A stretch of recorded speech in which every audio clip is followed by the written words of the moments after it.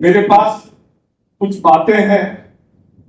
देखिए, एक बात बार बार भूल जा रही है, उसका महत्व को समझिएगा, इसलिए बार बार भूल जा रही है। कल भी हुई, आज भी हुई। मैं उसको थोड़ा पाठ कर रहा हूं, बांग्ला में है, उसको मैं हिंदी करते जाऊंगा। সৎসঙ্গ কেন্দ্র বিহার মন্দির পরিচালনায় বিশেষ জ্ঞাতব্য পরম পূজবাদ শ্রী আচার্যদেবের একটা বক্তব্য আছে 18/4/2025।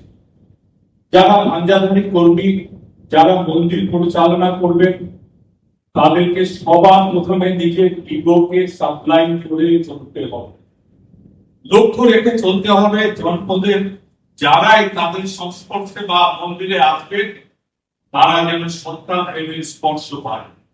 দেখা যায় পাঞ্জাধারী কর্মী বা যারা মন্দিরের পরিচালনার সাথে যুক্ত, তাদেরকে ঘিরে একটা বিরাট বলয় তৈরি হয়।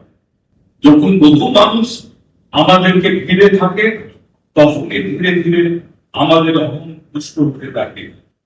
মনে হতে শুরু করে এত মানুষ আমাদের সাথে আছে, তারপর জীবন থেকে আদর্শ সরে যায়।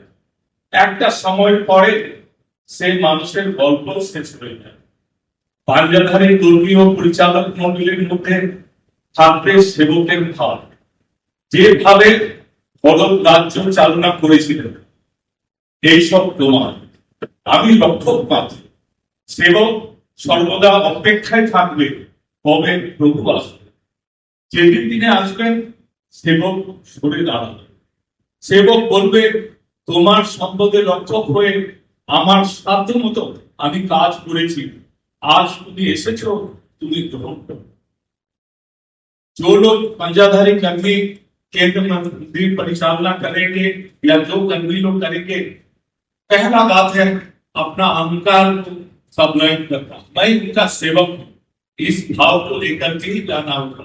नहीं तो क्या होगा, वो हम लोग ठाकुर जी का काम करते हुए देख रहे हैं, वो परोक्ष में ठाकुर के बात से प्रभावित हो रहे हैं, और उनका जो प्रेम है उसको मैं ग्रहण करके मुझे लग रहा है मेरे अंदर कुछ हो गया।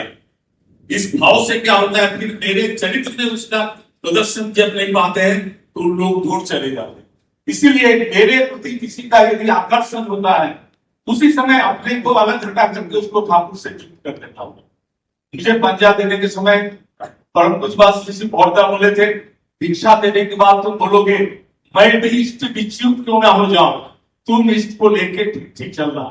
इसी भाव को आचार्य देव ने यहाँ कहा।